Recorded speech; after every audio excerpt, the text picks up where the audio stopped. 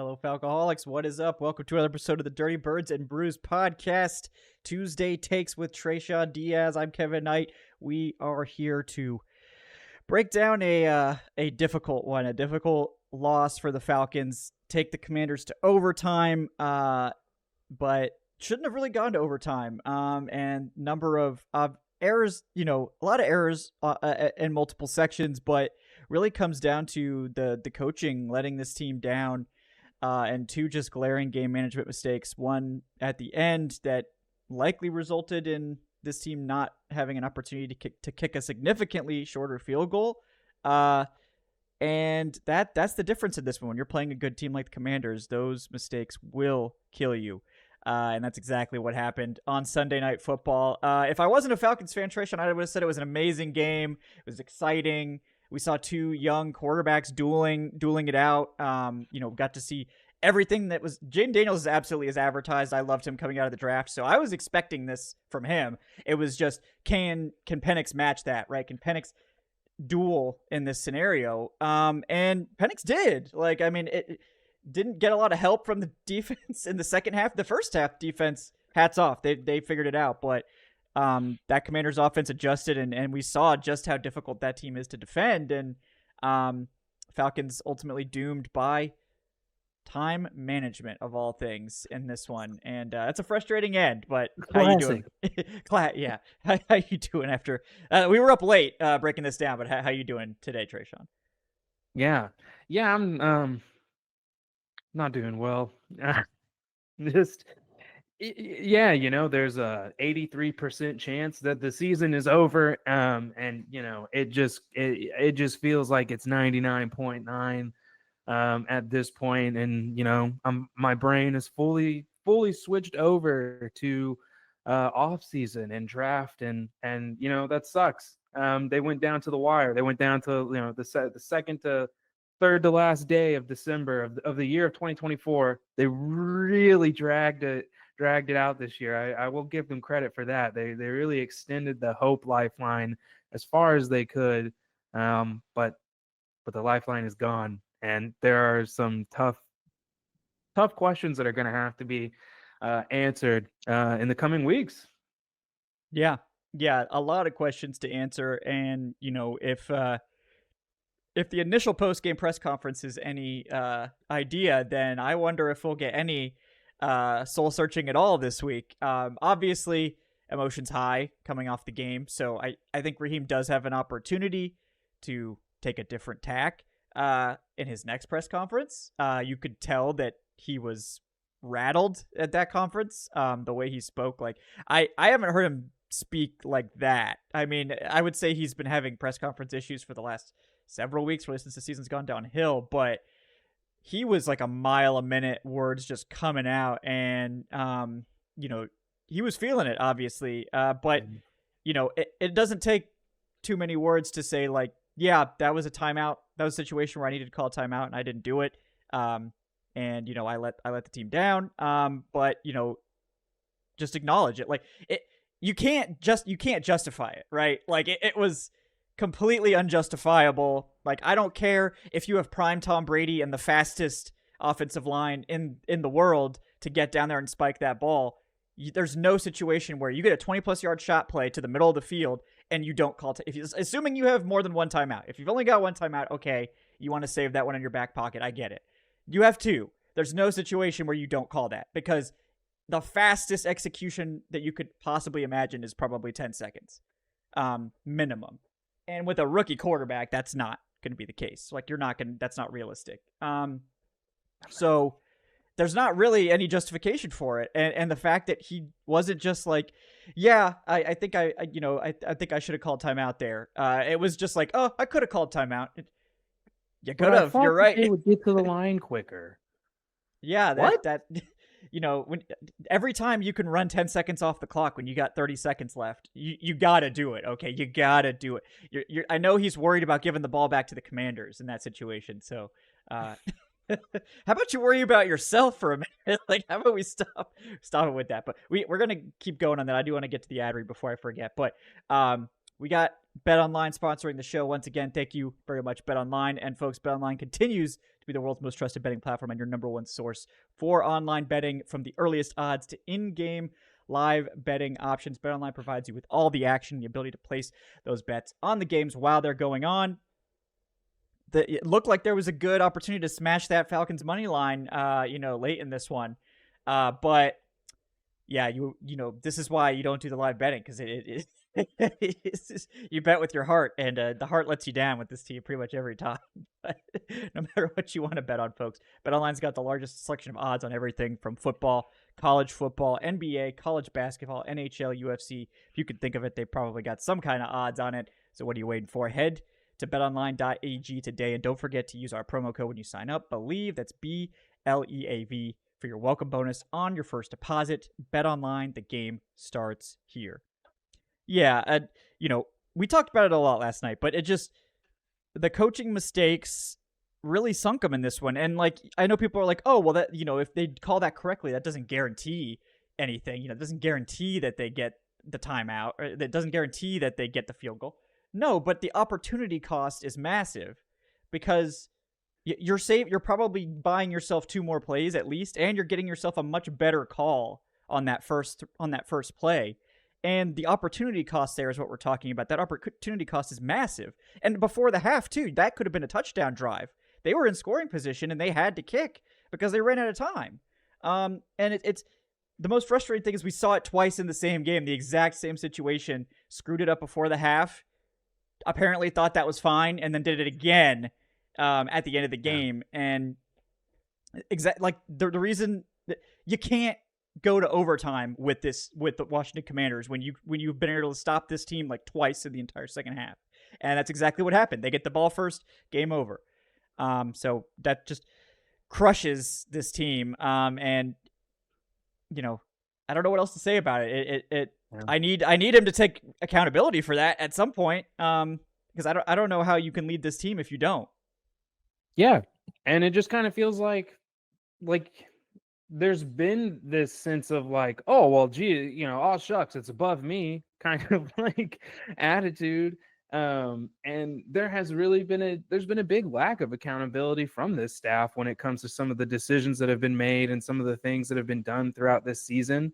And it was really disappointing, because at the end of the day, when given the opportunity to talk about the situation, Raheem Morris pointed at the players and was like, I mean, I thought we could have gotten to the line faster. That's that's just a very immature response from a head coach. Unfortunately, that's the kind of response that people were like, yeah, this guy isn't ready for the job. That's the kind of stuff Raheem was saying in Tampa. Those are what his actions reflected, an immature guy who the moment is too much for. And it was really unfortunate to hear that was the way they decided to handle the botched timeout situation. And I'm going to give preps to Michael Penix, because they asked Penix about it. Hey, what's going on with the tight ends? What's going on with the timeout situation? And he's like, that's on Raheem. We trust him to call the timeout when we need it. That's what he has control over. And I think that just kind of goes to goes back and looks at the larger issue here, which is the coaching. The coaching is what lost them this game. This is one of those things that you hear in every football practice setting. And it's as a coach, it's I'll never get mad at you for making a mistake, but I will get mad at you for making the same mistake twice. And that's what we saw happen last night. It's inconceivable that the Falcons were giving a teaching moment right before the half ended. And they're like, hey, if this happens again, you got to call the timeout. You got to give yourself those extra 10 seconds. You can do a lot with 10 seconds. That's 2, potentially 3 plays, 10, 15 seconds. That's too much time to waste in the NFL. And like you said, no, it doesn't guarantee anything, but it guarantees you more time. And if you can get more time as an offense, that's better. And I just don't understand how, when you're faced with that same challenge yet again later in the game, you crumble. And what it tells me is that this is not an empowered staff. This is not a staff that believes they can talk to each other and call each other out for their mistakes. This is a staff that tries to protect one another. We saw it leaked out this week that Raheem Morris has taken on a lot of responsibilities on the defense since the bye week. And you do not want to hear that in year one. That's Raheem's guy. Raheem hired Lake. You can't hire your best friend and cover his shifts at work. That's just not. This just isn't what a professional football team does. That person is in that job because he was supposed to be the best person for the job, and he's not. And it's looking like Raheem isn't either at this point. And you just can't look away from these issues and tell yourself that they're just going to get better, because it's a theme of this person's coaching. When you go back and you look at the interim Morris years and you look at Todd Gurley not falling down before he scores the touchdown and gives the Lions back the ball, you look at all these mistakes, you look at the Chargers game, which from this season, which is one of the most brutal coaching jobs that we've seen in a long time, it's littered all over his resume that this is who this guy is. This is the negative aspects that come with Raheem Morris, and we were told that these issues were done, and he's learned his lesson. He's gotten all this time. This is the second chance, and this was not my favorite hire, but I was committed to giving Morris a clean slate for year one, and he deserved that. Everyone deserves, to come get an unbiased opinion of them as they come in.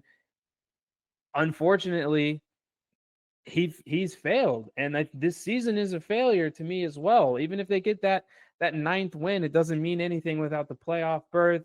The 2 games of improvement in the midst of having to blow up yet another quarterback plan, in the midst of having to figure out how are we going to redo our cap situation going into this year. I just can't see any way to pull a moral victory out of this team, because they didn't get to these 8 or 9 wins in a competent way. They got to these 8 and 9 wins in the classic, how in the world did they pull this off Atlanta Falcons way? Yeah, and I don't know if you're seeing all the quote. The press conference just started. He is doubling down on.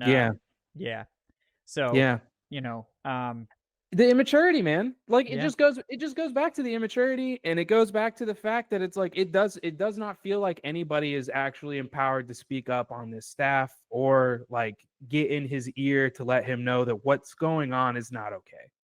Yeah, and I just don't understand. I just don't understand. Yeah, I mean it's like it's okay to make a mistake. It happens, but like we need to know that the mistake's not going to happen again. And if you refuse to acknowledge that you even made a mistake, that means it's not going to change. He still doesn't think he managed the clock incorrectly. Like he doesn't believe that he did anything wrong. And he did, and it's obvious, and it's a simple error. But if he doesn't think it's an error, that's what terrifies me the most, because it is, and it's so simple. It's just a simple clock management error that you got wrong.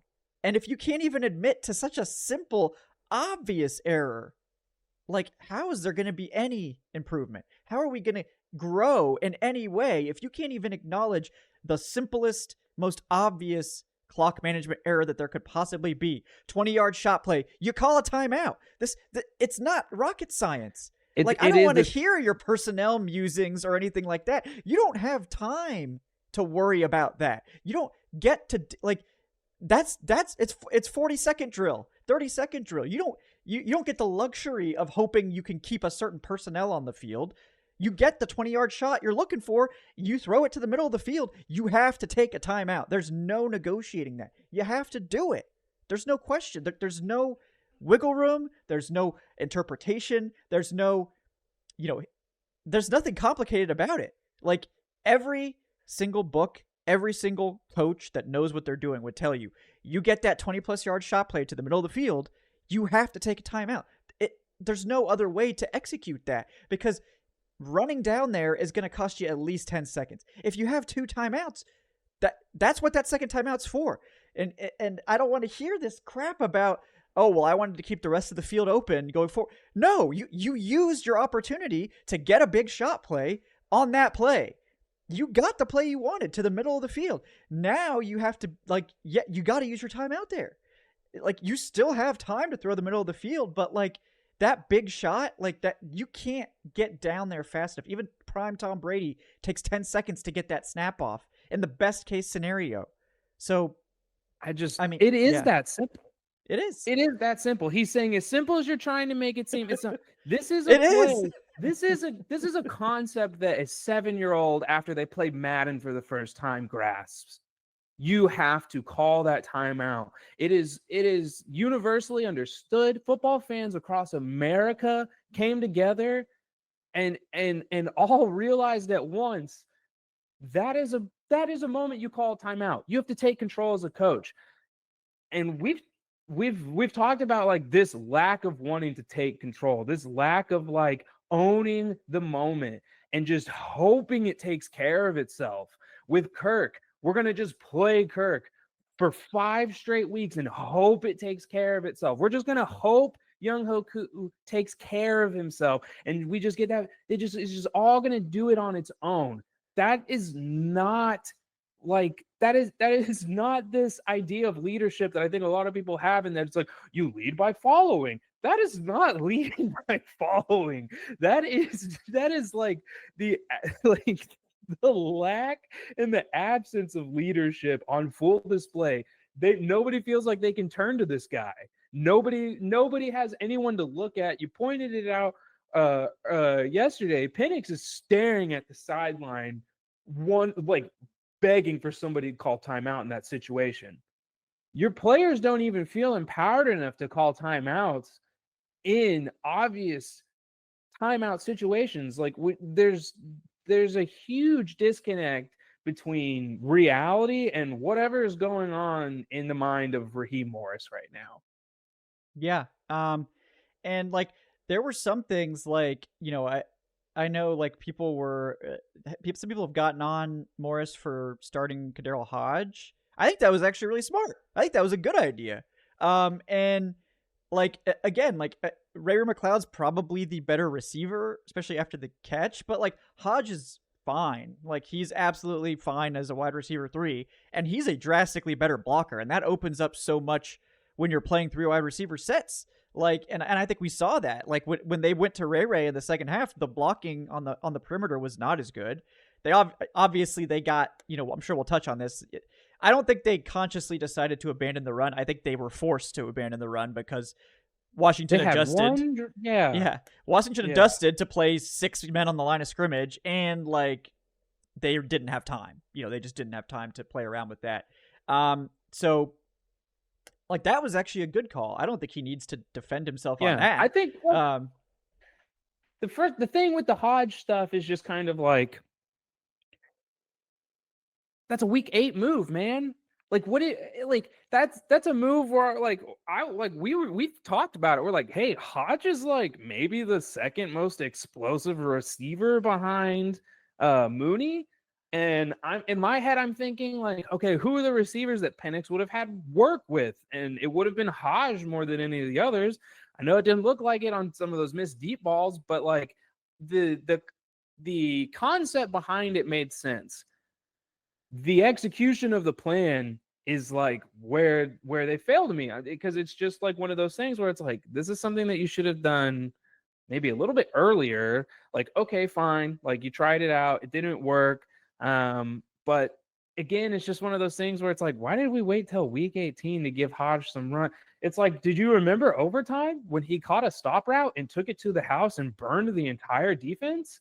Nobody after seeing that play was like, oh, we should give this guy a chance. Like it just kind of is, it's like putting D'Angelo Malone in coverage in a playoff. This was a playoff game. Like this was your preview of like how the Falcons would coach in a playoff game, because this was do or die. This is like go home type football, and they cracked. They have D'Angelo Malone in coverage on a critical 3rd down, and of course he doesn't. Of course he doesn't know he shouldn't touch somebody. Like, I know it sounds crazy because it's like, hey, this is a play where you don't even need to worry about that guy. But it's D'Angelo Malone. He's never taking those reps. They had him at inside linebacker.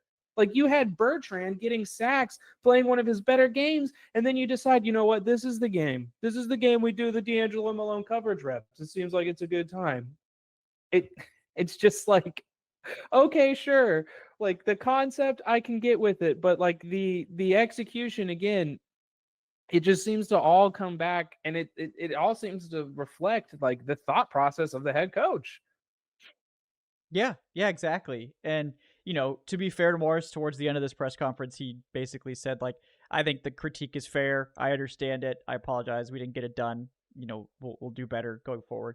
Like, okay, good. Like, I'm glad you said that. But, like, all the equivocating before we got to that, like, that makes He it still believes he it didn't makes do it feel hollow. It's like, Yeah. just say that from the beginning. Like, you don't need to equivocate. Like, I mean, I get that you're trying to talk through your process, but it doesn't make it any better.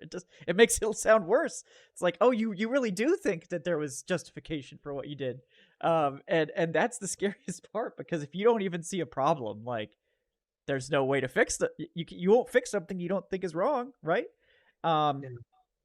It's brutal, absolutely brutal there. But yeah, not too much more we can say about that. It's, I'm sure this offseason we'll get into the mismanagement of Younghoe Well, Koo. I'll ask you one question early. Yeah, go Kevin, for it. Yeah, go for it. I think we're gonna have the same answer. Yeah. Is Raheem Morris going to be a one and done head coach? No. Yeah. No. They're not firing anyone, I don't think. Okay, yeah. So the next question. Is anyone getting fired? I don't think so. Yeah. I don't think so. Yeah. That's not Blank's MO. And I think if they were gonna fire Fontenot, they would have done it like before this season. Yeah. I don't think, and like I get it. Like, Fontenot is one of the most like fascinating experiments, because it's like, how much do you value free agency versus the draft? And part of me really wonders, like, I mean, there's a lot of justified questions about Fontenot and his ability to be an NFL GM. I just have so many questions about, like, what does he actually get to control? Because we know up until this year, Rich McKay was involved heavily, and they tried to hide it, and that scares me. We know when Arthur Smith was fired, they didn't even have Terry Fontenot at the press conference. Yeah, like, wasn't so it's like, in. so it's like, I just don't know what to think. Like, what do we actually know? Like, what is Terry Fontenot empowered to do or change or whatever? I think he's in charge of free agency, but like, how in charge is he? And like, if you don't trust him to be in charge of everything else, why is he your GM? There's a lot of questions here. So like, to me, it's like, I'm kind of on the fence about Fontenot. Like, I don't know, like, was Kirk Cousins Fontenot's idea? Or did they say, we want Kirk Cousins, make it happen, Fontenot? And he's like, okay. And he made it happen. Like, he did. I don't know. Like, it sounds like it was Raheem's thing. Raheem wanted the veteran quarterback. And I still wonder if we'll find this out someday, that they got Kirk Cousins in the building and they were like, oh my God, he can't play.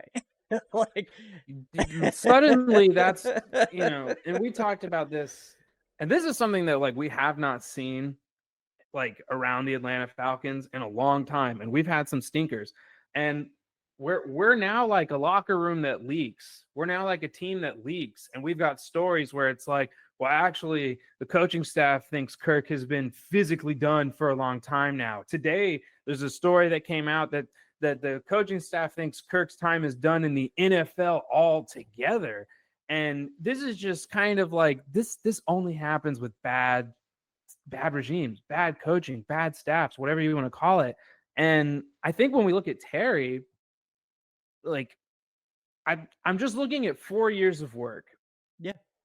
And in 4 years, you did not put together a roster that got into the playoffs. Like, not even a playoff win. Like, you never put together a roster that got into playoffs. I get it. The earlier years, they were tougher, and you had to wait to get some cap relief. Like, at this point, your two big money free agent signings are Kirk Cousins and Jesse Bates. So you went 1-for-1 on big money. Everybody you've re-signed was a Thomas Dimitrov draft pick.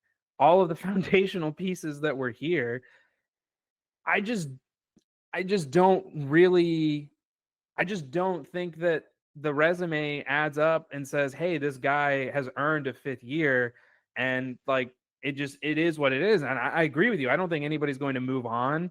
And it's hard to know exactly who's responsible for what and whatnot. But like just that again is just a symptom of like the main problem, which is like there's this massive amount of dysfunction with this football team, and it exists in every level of the organization, from the coaching, the GM level, and the ownership level, when you have this meddling going on.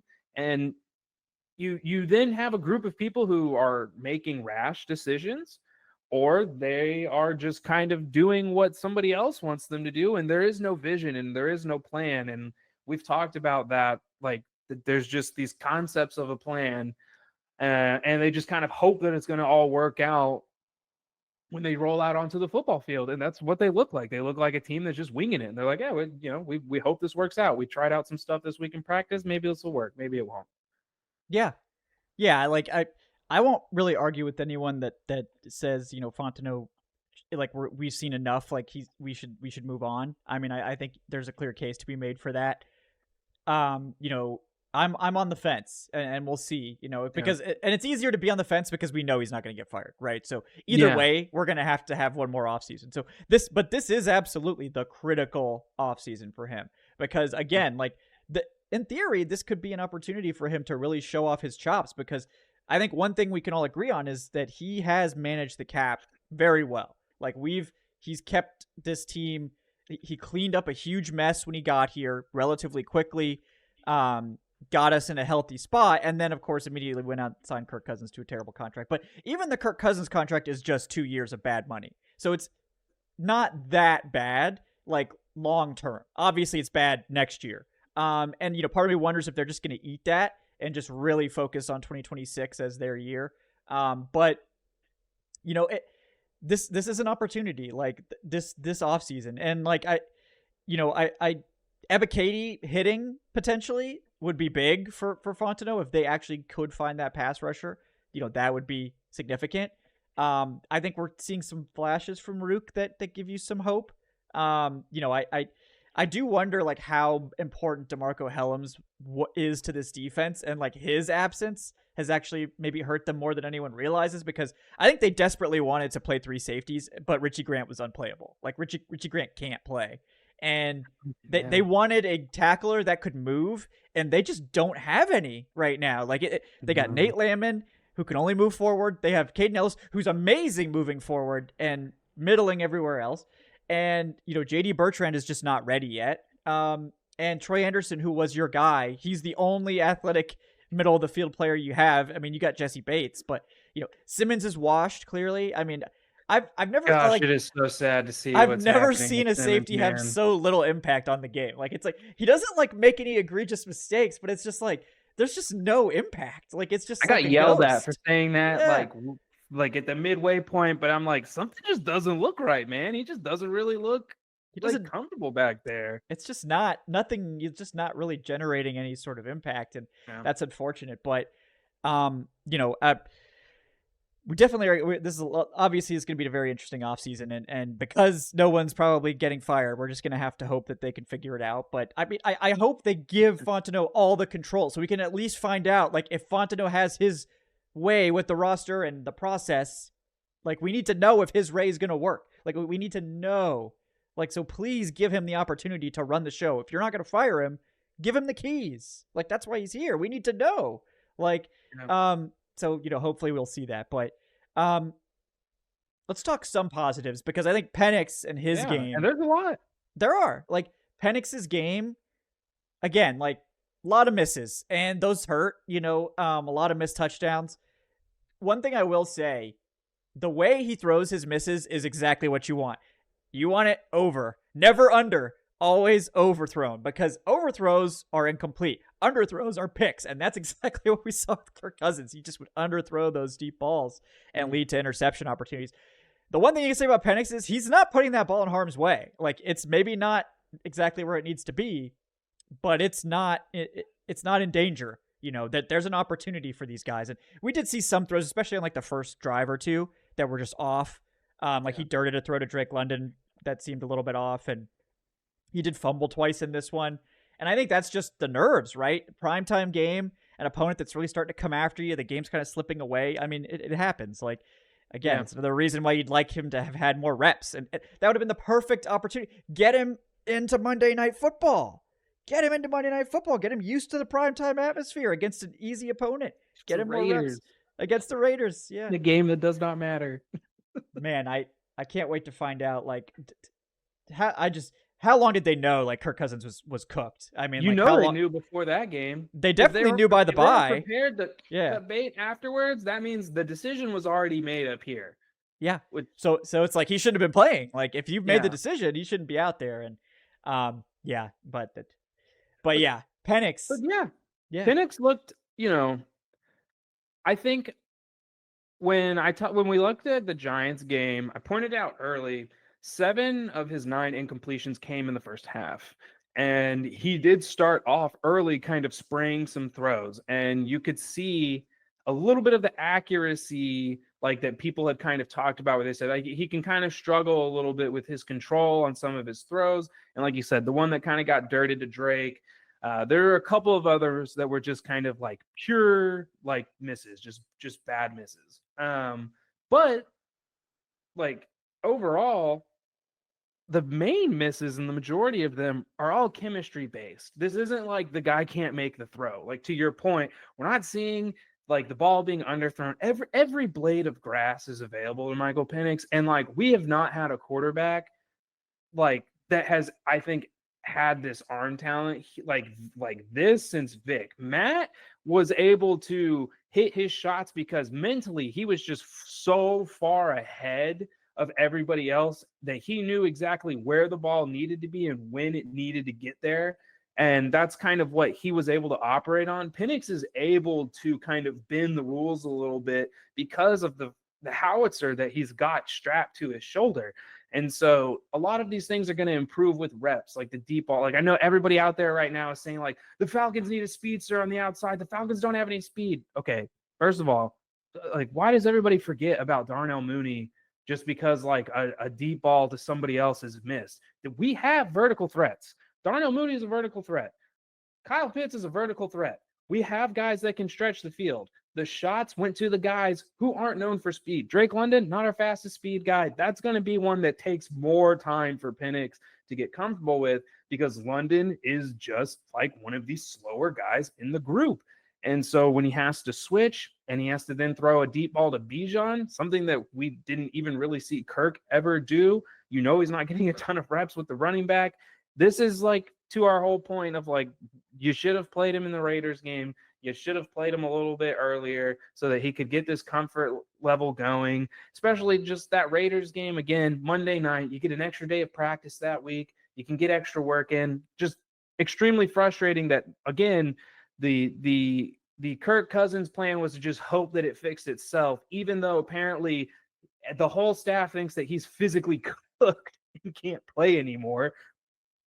Okay, sure. Great plan, guys. Yeah, we'll just hope that works itself out. But Penix showed you exactly what you wanted to see, which was after that rough first half, comes back in the second half, and I mean, he just delivers. And that final drive is ridiculous. The 4th and 11 to Drake London, which I feel like hasn't like really been talked about as much now because of the 4th down strike missile that he throws to Kyle Pitts. Shout out to Pitts. Got called soft pregame. Weirdest thing you can ever do is call an NFL player soft.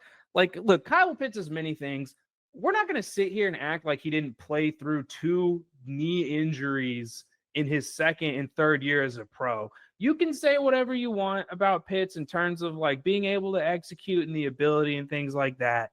You're just telling on yourself if you're calling that guy soft, because there's a lot of 6'6" guys out there that do not want to run across the middle of the field and take a shoulder to the kneecap. And Pitts has had no issue doing those types of things. It just comes down to execution. But to get back to Penix, he's able to operate this offense at a much higher level. And we're seeing the growth. Growth, we've talked about it multiple times this year, is not linear. There's going to be fluctuations in that. And we saw the fluctuations happen yesterday. He had more rookie moments than he did against the Giants, but we still saw him come out the other side. He gave the team a chance to win. He was able to overcome the fact that he's not allowed to call tight ends and no one's going to or call timeouts and that no one's going to call timeouts for him. I don't think any other rookie quarterbacks are dealing with that. So you do walk out of that game happy with the performance and like pleased like with what you're seeing from your quarterback and the areas of improvement. Like one, it's good that they're noticeable and simple. You hate watching a guy like Desmond Ridder where you have no idea what in the world is going on. Where the play is so inconsistent and he's making every single mistake that he could possibly make. With Penix, it's very simple. And you're like, okay, we can work with this. We can develop this in the offseason and we can clean some of these things up.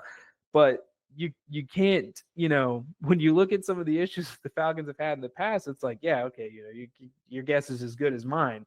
So loved what we saw from Penix. How did you feel about Zach Robinson, specifically in the second half? We keep seeing this stat quoted where Bijan and Algier only had like 4 or 5 touches. I think they went away from the run game. Is that really what happened? Did they just completely abandon the run, or is there something else that went on? Was there anything that influenced that in your opinion?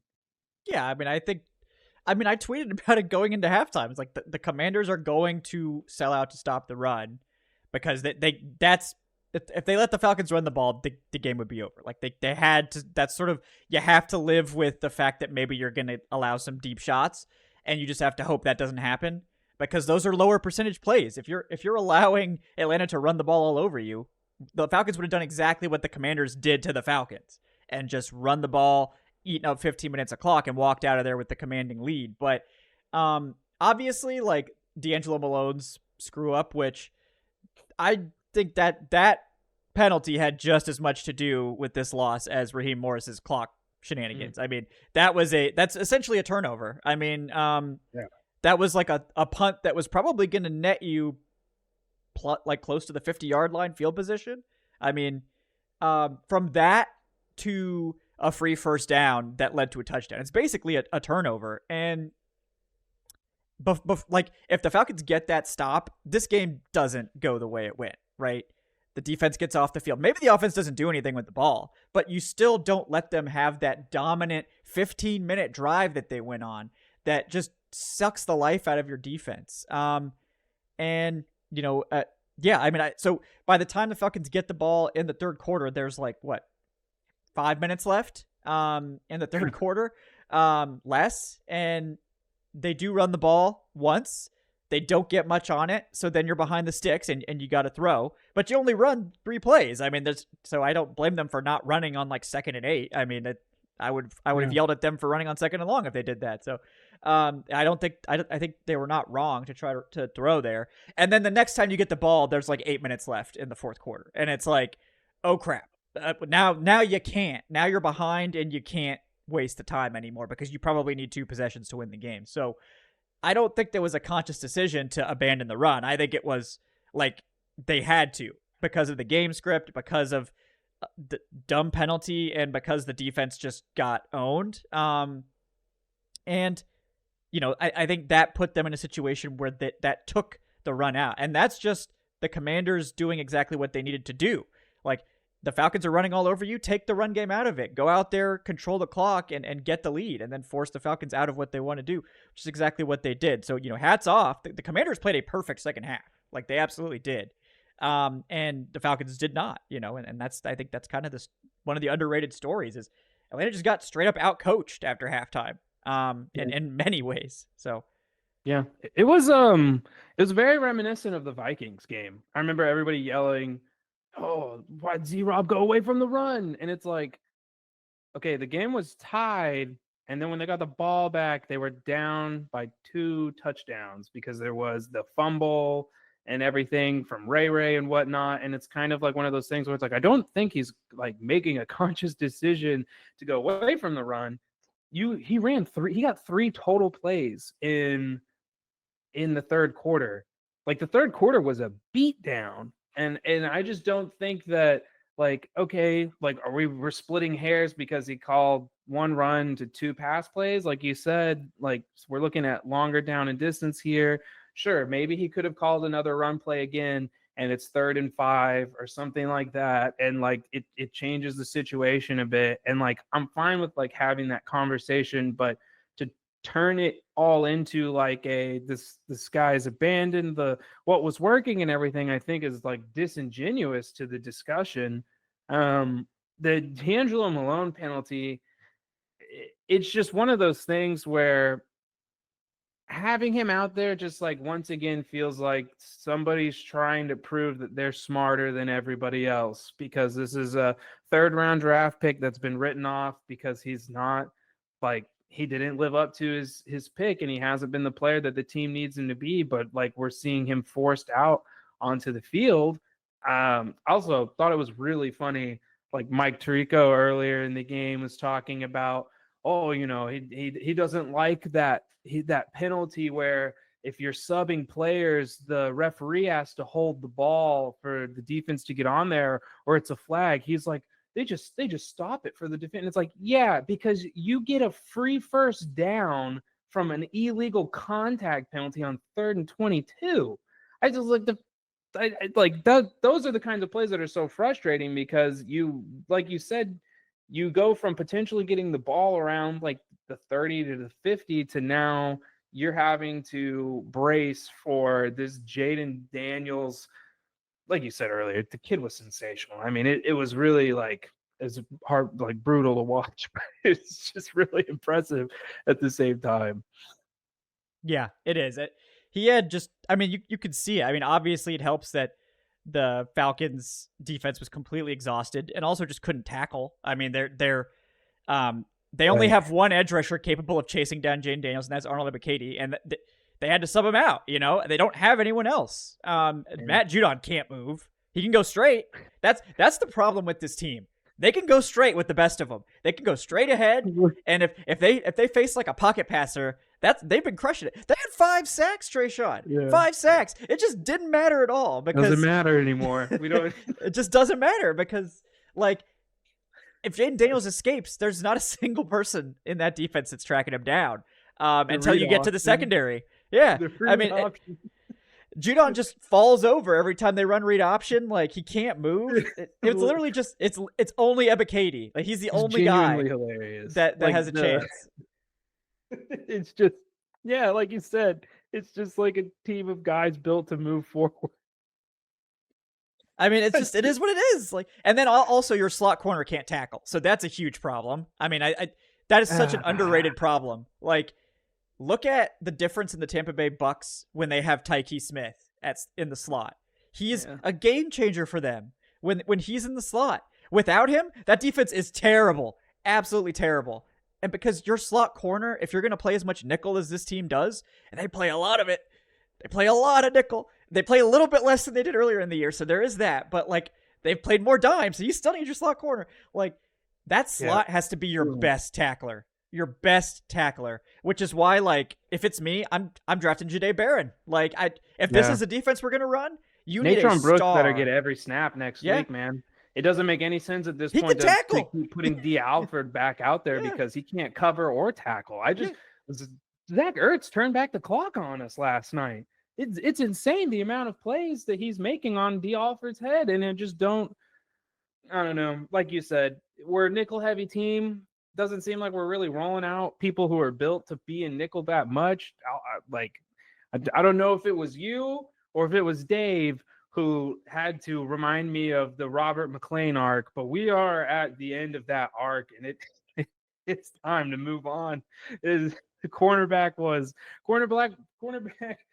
heavily neglected going into this season. It was a position that a lot of us looked at last year, and we were kind of like, okay, there's a lot of really good guys in the second round here, and the Falcons have multiple day 2 picks. We could walk away with, and they just traded up for Rook Aurora, and there goes all of the capital you could have used to do that. And Rook's been solid, but kind of just been a guy a little bit past couple of games. Like I like what we're seeing. We're getting like good stuff out of the run, but like he's looked more and more like a project.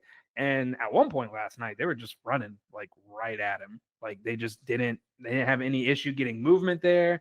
They were working the holding call / chop on him all night. That was driving 76 for the Commanders crazy when he was getting called on that. They called it on McGarry later in the game when he literally doesn't ever even grasp the guy. But yeah, it's just the cornerback room is going to need a lot of work. And that, like to your point earlier, Terry's gonna have, I think, this is going to be his toughest year of GMing yet this offseason.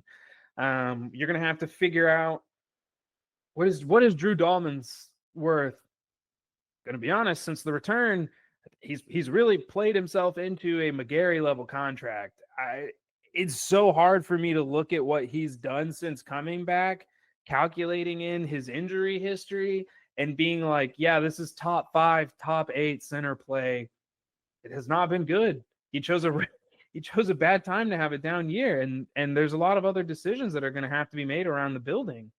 Yeah. I mean, I feel like they don't really have a choice. They don't have there's no centers in this draft. They all went back to school. Free agency is a total crapshoot. You're probably just going to have to re-sign Dahlman, and maybe his down year will suppress his price a little bit. So maybe you have that, but I feel like they don't really have a choice. They kind of have to bring him back and hope him a new deal. Right. And hopefully like this is just a down year and he bounces back. And some of the snap problems are obviously working with a new quarterback, but like that, you can't airmail snaps over people's heads, man. Like that doesn't have anything to do with the quarterback. I know Penix is a little bit bigger, but like not that much bigger. And like honestly, one of the most impressive things is like watching him corral some of these crazy ass snaps. Like he wasn't even looking at one of them and he got it. And the one that he just catches on his hip. Yeah. It's like, okay, like that's really impressive. And that one play where like he got instantly pressured and somehow got that ball out to Bijan. He like sidearmed that thing out of there. And like that was catchable. I mean, it wasn't easy. That was a tough play, but like he got that ball into a spot where it had a chance to be completed, which is really impressive. But I mean, you're absolutely right. Like I think the offensive line on the whole, like we want what we wanted to see from Bergeron, which was him ascending to plus starter. We have seen that. That's great. And that is a feather for Terry Fontenot. That is, I think, looking like it's going to be a hit. And, Drew Dahlman, I think you could consider a hit too. So like, it seems like our O-line evaluations under Fontenot have been pretty good, which it's night and day from Thomas Dimitrov. So at least we have that, but yeah, I mean, they're in a tough spot because of the draft not having any centers. And even if there were centers, I don't think they have the luxury to spend a premium pick on center. They just don't. They only got 4 picks. Yeah. So that's not really an option either. Now, by that same token, next year is probably a very heavy center draft because all these guys went back to school. So, maybe next year, you're trying to do like a 2-year deal with Dahlman where you're kind of seeing like, okay, you missed a lot of time with injury. It was a bit of a down year. We'll give you good money for 2 years and we'll see, if we want to commit any further than that. I don't know if they'll have that luxury or not. Might be interesting to see if that gets used at all this year. We haven't seen the franchise tag. Yeah, center's not crazy for the franchise tag. So yeah, I think it's like, I'm going to look it up because that is fascinating because I mean, they could probably the only problem is like, they probably want to spread the money out. Yeah. They probably need to, but I am curious what the tag projection is for that. I think it's just offensive line. It's not center. It's just offensive line. So because of that, it's going to be a lot. It would be like tackle's going to outweigh that. Yeah. So it's $25 million projected. Let's not do that because it's factoring in any offensive line position. So that's not going to be an option. Wow, whoever negotiated that for the O-line, that's a win. Good job. That's king. That Kirk Cousins negotiated that one, I think. Man. But the GOAT negotiator, unfortunately, not the GOAT quarterback for this Falcons team. But they're kind of backed into a corner, so I think they're going to have to pay him. Yeah. And I don't feel terrible about that. Again, I think he's still a plus center. You would have liked to see a better year this year and not to have the injury, but the injury could end up depressing his price a little bit, which would be nice. I think it will. That would be nice, for the Falcons. But yeah, I mean, I wouldn't be shocked if they just give him like a 2 or 3 year deal and try to spread that cap hit out a bit. The other fascinating thing, like speaking of the salary cap, and we're going to have long discussions about this, I'm sure, does Terry Fontenot start pulling the cap levers? Because he really hasn't. Like this year, they were extremely conservative with the cap. Like they didn't really pull any of the levers they could have. I mean, maybe they did a couple restructures just to squeeze in Simmons and Judon, but they didn't really do what they could have done. And because of that, you wonder, like, do they start trying to maximize more next year, especially with that Kirk contract probably looming over their heads? How do they deal with that contract? Are they able to trade him? That sort of thing. So, that'll be fascinating. The Jesse Bates extension, that's going to help if they can. I hope Bates wants to stay around. I hope he still believes. Yeah. And I just it's going to be so difficult, which is kind of why I think it's what makes all of this implosion so frustrating. Is that there's never a guarantee that you're going to be back in this situation again. And there's never a guarantee that you're just going to keep improving and that, things are just going to go up. There's plenty of teams that'll make the playoffs this year that won't make it next year. And vice versa. So when like we look at this season as a whole, at least for me, it's disappointing because it was a failure.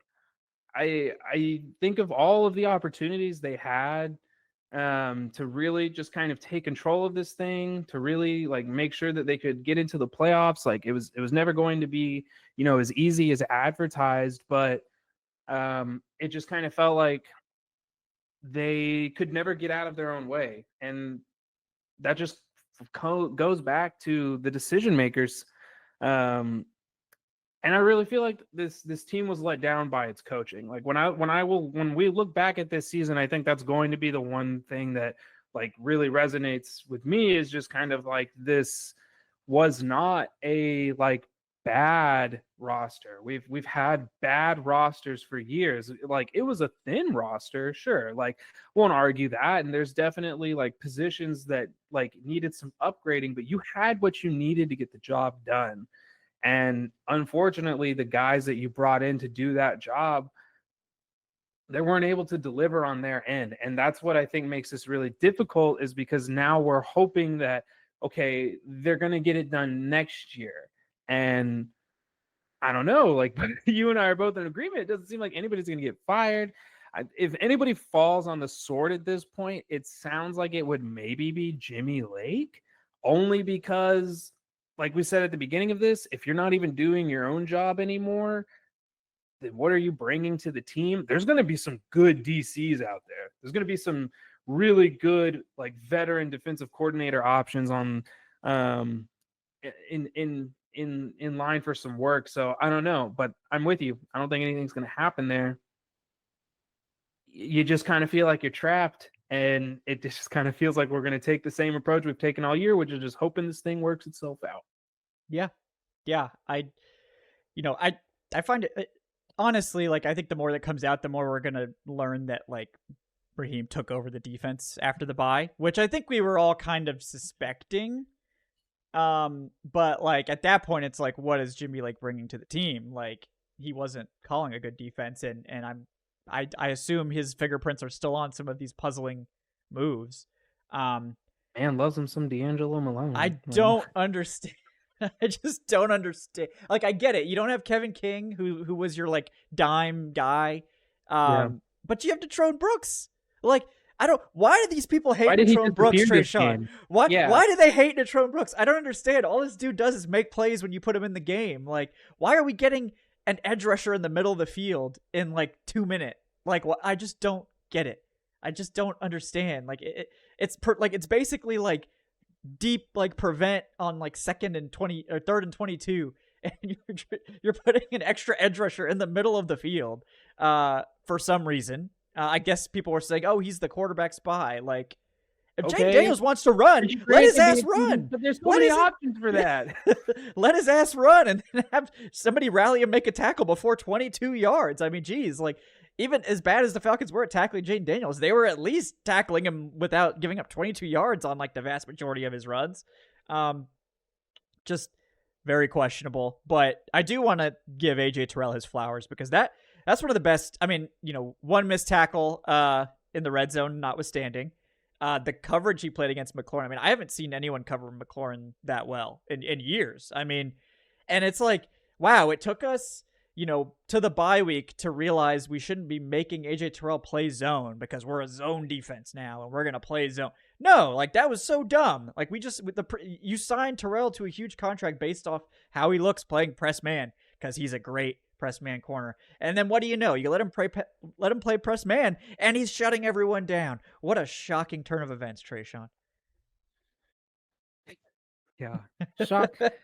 Shocking. I just you can't explain some of these things, and I think that's like we just kind of like have hit this wall here now where I don't really understand from a cultural or philosophical standpoint, like where the Falcons are even headed as a staff right now, or just like what direction, because I've got a coach who won't admit that the timeout thing was a mistake, but he'll end the presser by saying, yeah, it was kind of a mistake. I'm like, what? Can we just like it? Like, I don't know, man. I hate like I hate picking apart stuff like this because we haven't really gotten to talk about the football aspect of anything, and it's being overshadowed by this coaching staff, and it's something that's happened too many times. We've spent too much of our time having to break down and walk through the decisions that this coaching staff is making in regards to, just basic playtime stuff. Why did it take Zach Harrison 16, 17 weeks to get 20 snaps? Why did Natron Brooks not get a single look in the slot last night, even though you just gave him more snaps than Clark Phillips the week before? There just seems to be no plan or method to anything, and we just do things for the sake of doing them. So the Falcons are really just going to have to kind of like take this on the chin all offseason, because if they do just stick with who they have, there's nothing they can say at this point that's going to change anybody's mind or perspective about who or what they are from this point forward. The only thing that's going to fix it is just by simply winning games. And they had a huge opportunity last night, and like they crumbled, man. And it's like so disappointing to see them kind of like consistently fall flat on their face, because like 6 games in, we looked at this team in a completely different light, and we were like, hey, these guys, they didn't look great, but they actually came through on the end and they were able to get stuff done. And I think that just kind of is like, I feel like the staff is they're just living off of the unreal plays that Jesse Bates makes, that Bijan Robinson makes, that Drake London and all these guys are able to overcome. But if you're having to overcome your coaching and the defense at the same time, it's just going to catch up to you in the end. And that's what we saw happen. You out Dan Quinn, man. It's impressive, really. Yeah, it's impressive. And it's depressing as well. And I think they published Raheem's total explanation of his decision making, and he was just trying to play 4D chess, like, oh, I didn't want them to be able to sub and all this stuff. It's like why? Like, we're so far down the rabbit hole. It's like, why are we having a 3-paragraph explanation for why you didn't call a timeout that should be called 100% of the time? You can't trade 15 seconds for a personnel advantage. Like, you just can't. When you got 30 seconds on the clock, there's no situation where that's beneficial to you. There's no situation where that's a net victory. There's just no justification. And it's like, did he like practice this in front of a mirror before he got here? Like, oh, let me try to justify this. Like, there is no justification. It was the wrong decision. It's very simply the wrong decision. Like, that, I don't know. We could talk about this forever. Yeah. Yeah. We could talk about it forever. It's sad. Yeah. Yeah. So how hey, how do we feel about I don't know. Oh, we have the greatest Falcons pass rush since 1997. That's pretty cool. I It mean, for some reason doesn't matter at all. nope, Um, not when your slot can't tackle and your linebackers can't move except forward. They're great at moving forward. But Falcons are 2-3 in games in which the defense has 3+ sacks. yep, You just can't make this stuff up. I think at least two of those losses were 100% on Kirk Cousins. So yeah, the Chargers was one of them. Maybe the Saints was another one. I don't know. I don't think they got that many sacks in the Saints game. But Oh, real quick, I do just want to say you and I talked about this with the whole coup situation, Patterson, everything. This is why like the best plan was like just kind of keeping coup. So it would have been nice if they had kind of shut him down earlier to see if he could have been available for this final stretch. Did not go that way, but this is what happens when you have to go kicker hunting in the middle of the football season. Patterson, this is where he struggles. He does not have the big leg. It sucks that he came up short, but it's just one of those situations where it kind of feels like it shouldn't have had to have gotten to that point in the first place. So but I just want to say, Riley Patterson, hey man, tough spot you were put in. You did pretty well in my opinion. Special teams had another. They didn't really cause the play, but I'll give them credit for the offsides as well. They'd extended the drive, keep going. Boy. yeah, like I'm really excited about the idea of these Michael Penix deep balls. They look like they could be really fun. I think, I feel so good about Michael Penix. I had a blast watching all of those go. Like I do feel really like that's the thing. Like I do feel really good about the offense. And like, man, how clear is it that I feel like it's all but unsaid that like Zach Robinson was probably begging for them to bench Kirk Cousins. like Raheem, I can't run my offense. Like I can't, like I have this whole playbook of rollouts. Like he didn't just come up with all these plays that during the last 2 weeks. Like this whole playbook they had to shelf because Kirk Cousins couldn't move. Like I mean, it's just, man, like I mean, it's just like how long was Zach Robinson yelling for them to play Mike Penix? I mean, the bye. I mean, it had to have. I mean, I wonder if it started before the bye. I don't know. Like I don't know. We'll probably never find out. Maybe we will. Maybe Zach Robinson will do a tell-all one day. But it's night and day. Like, I mean, even with Penix missing throws, like Kirk Cousins is missing throws, Penix is missing throws. The offense is like Mike Penix is making way fewer mental errors than Kirk Cousins. It's absurd. Cousins is a 10-year NFL veteran. Penix is not making any of those dumb throws. Like his interception was a timing route that I think Drake got held up on. Did you rewatch that play yet? I have no, but I remember seeing him get caught up on a block or something like that. He got caught up on Ray Ray. They ran. If you watch, I went back and looked at that play this morning. All three receivers in the trips formation look like they're running a completely different play from one another.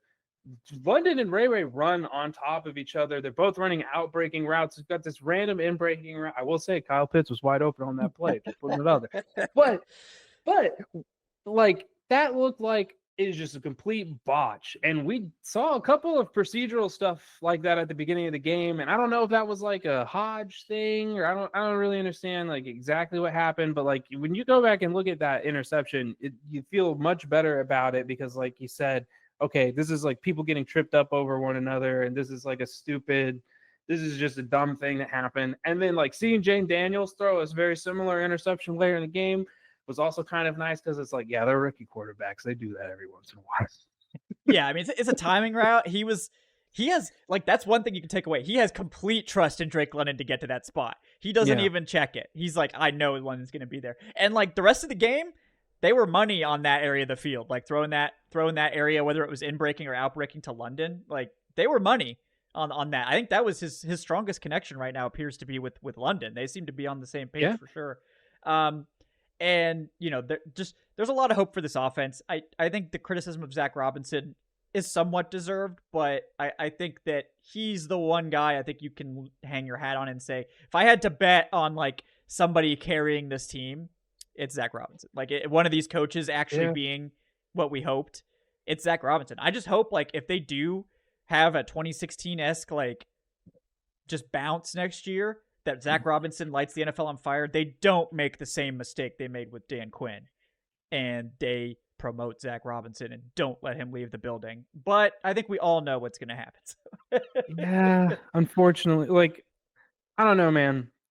The offense is the only thing that makes his team go right now. So it's really hard for me to be like Zach Robinson had like a couple of things that he absolutely had to achieve this year, and I think he did. Utilize the weapons better than Arthur Smith did. Knocked that out of the park. Knocked it out of the park. Where Bijan is about to be the first Falcons since Julio Jones to have like 1,800 something scrimmage yards. Drake got his 1K. It's looking like Darnell Mooney is going to get his 1K possibly next week. That's going to be the first pair since Julio and Roddy to get 1,000 yards. Like, the offense moves the ball at an above average rate.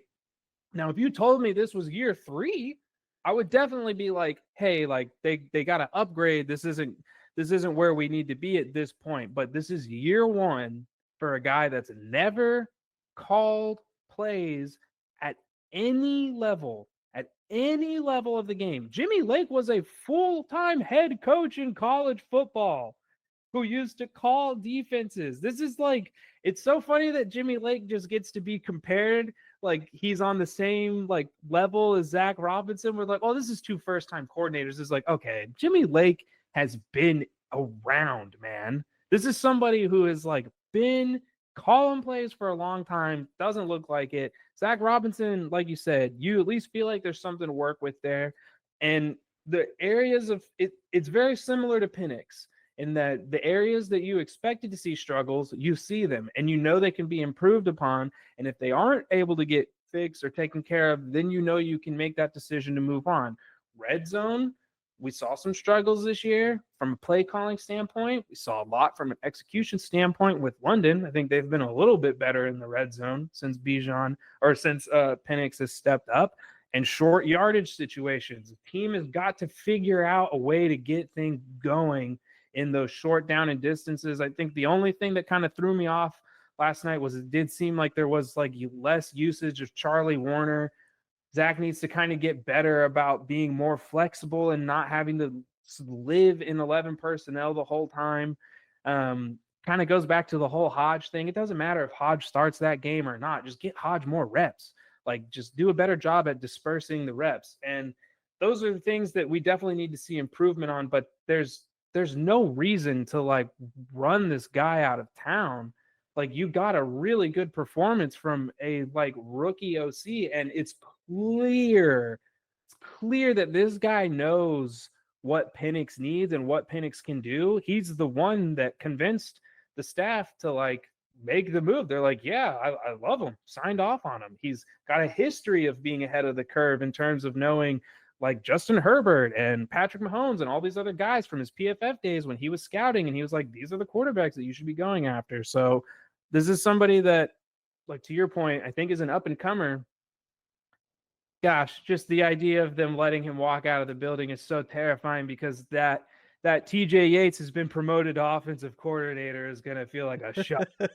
Yes, it is going to. It's going to hit, man. Oh, yeah. It's going to make me drop to my knees. Can't wait. Yeah. I hope someone's learned their lesson from that. And like learning who someone's paying attention and finding out who your difference makers are. And you know, got a long way to go before we get there. But yeah, you know, it's a terrifying future we're looking at here. We'll cross that bridge when we get to it. But yeah, this team, they've blown their playoff opportunity once again. They've handed this division on a silver platter to the Tampa Bay Buccaneers, who didn't really earn it. The Falcons swept them and still lost the division. Yeah. I will say, like, the whole easy schedule thing ended up not being true. The Falcons, I think, have like a top 10 strength of schedule now. So like, it's not, so that's overblown. Like they actually did play a hard schedule. So like that, the whole like, oh, they played this soft schedule and they couldn't get it done. That ended up not being true. Like a lot of teams that were expected to be bad ended up being pretty good. But aside from that, like it just missed opportunities, like they could have easily won that Saints game if they make one out of those 3 missed field goals. Several of those were just gimmies. And like they probably should win that Chargers game if Kirk Cousins doesn't have the worst game of his entire career. And they have no one to blame but themselves. And so you're leaving your fans without the postseason once again. 8 years now. I believe only the Jets and one other team have a longer streak. I think the Commanders were the other team, but they're gonna break it this year. So so now it's just the Jets that have a longer postseason missed postseason streak than the Falcons, and that is some extremely sad territory to be in for a football team when you're being compared to the New York Jets. So this is your grandfather's Falcons. Yeah, like these are like the soul crushing kind of statistics that like you hear about from back in the day. And it's yeah, it's a rough one, but we have no choice. We made our bed long ago with this damn football team, and we're gonna have to see it through. So hopefully it'll just make the success all the sweeter when we get there someday, or not, or we'll just continue to suffer, I guess. But that's our lot. That's our lot in life. So, Tre'Shon, I think we've covered it about as well as we could. We got all off season to continue breaking it down. But yeah, before we sign off, guys, he's Tre'Shon Diaz at Trey3Sean. Anything else you want to add before we wrap this one up? This is the final Tuesday Takes of 2024. So I just want to say I appreciate everybody that's come through this year, everybody that's tuned in. This is a new show. If you enjoy this show and enjoyed what's happened here, Kevin is the person that you need to thank for all of it. Kevin has produced this. Kevin found me and was like, hey, I think that you like have some good thoughts in between those ramblings of yours. Let's give this a shot. So shout out to Kevin. I really appreciate the opportunity. I really appreciate coming on here and getting able to talk ball with you and getting able to see what everybody thinks and reads and kind of, wallowing in it together. It's been a blast. Very excited to get a Tuesday Takes in 2025. We're going to start the year off right in 2025. I got a good feeling about this one, Kevin. No holds barred. About this one. Yeah. But yeah, man, I just want to say thanks. And thank you to all of our listeners out there, because this was yet again not an easy season to be a Falcons fan and to sit through. This may be one of the tougher ones just because of, again, like all the highs and lows that we went through. Yeah. No, I appreciate that, Tre'Shon. It's been a lot of fun. Sometimes these things just kind of work out. It's like, well, let's have a couple shows. I need some help, and then it's like, okay, this is good. Let's just keep doing this. Let's just keep doing this. You don't fight it.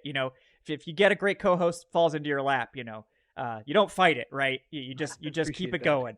No, I've always enjoyed the tweets, and we had some guest spots, for a while before we made this more of a permanent thing, but I'm excited for the future. It's been a lot of fun. Looking forward to 2025 and some off-season talk. We haven't gotten to do that yet on Tuesday Takes, so that's going to be very interesting in the off-season as well to keep this going. So thank you for being the other half of the coin here on Tuesday Takes. It's been a fun. It's helped make these Monday recordings. I know it comes out on Tuesday, but helps make these Mondays a little better when you can have someone else that really gets the pain of this team, and you just that's just it doesn't quite hit the same with non-Falcons fans, which is what I kind of used to do during the early week shows, just kind of bring other people on. It's like, I think we need someone who understands the pain, and you definitely do. So guys, thank you for embracing the new show. Thanks for joining us all year. Of course, we're not going anywhere. Tre'Shon and I believe we'll both be at the Senior Bowl, so could look forward to that. We'll be providing some takes there. I think Savion will be joining us as well. So that'll be fun. Going to have a whole Falcoholic trio, looks like, perhaps in Mobile. So we'll get you guys some good shows, I'm sure. Some good draft takes. It's going to be going to be an interesting offseason. Less resources to work with, but that just raises the stakes and makes it even more interesting for us from that perspective. So looking forward to that. Like, subscribe if you haven't done so already. Leave that 5-star review on your podcast platform of choice. Really appreciate that. If you're interested in supporting the show, you can join the YouTube channel memberships. If you're a video enjoyer, patreon.com/FalcoholicLive. If you're a podcast enjoyer, we love all you guys. Thank you guys so much. We're not going anywhere. We'll have stuff coming. Next week will be a little quieter. I wisely apparently decided to take my ski trip next week, thinking that either the Falcons wouldn't need to win the Panthers game because they'd have it locked up, or it wouldn't matter because they were going to miss the playoffs. And that ended up, of course, being correct. So next week will be a little quiet. Knower. Yeah. Next week will be a little quiet early in the week. We'll still have a Falcoholic Live on Wednesday. We'll have a game preview for the Panthers game, but then it'll be a little bit quiet until second half of next week. And then we'll be back to our normal schedule as we get into the off season. But thank you guys so much for hanging out with us this year. It's sad to technically not over, right? There's like a 10% chance that the Bucs somehow blow it to the Saints, which I think that's very generous, 10%. But we'll see. We will we'll keep breaking down this damn team and hopefully we'll get somewhere in the coming off season with this roster. But till next time, guys, thanks so much for joining us here on Dirty Birds and Brews. Thanks again to BetOnline for sponsoring the show. We will see you guys next time. Have a great day, folks.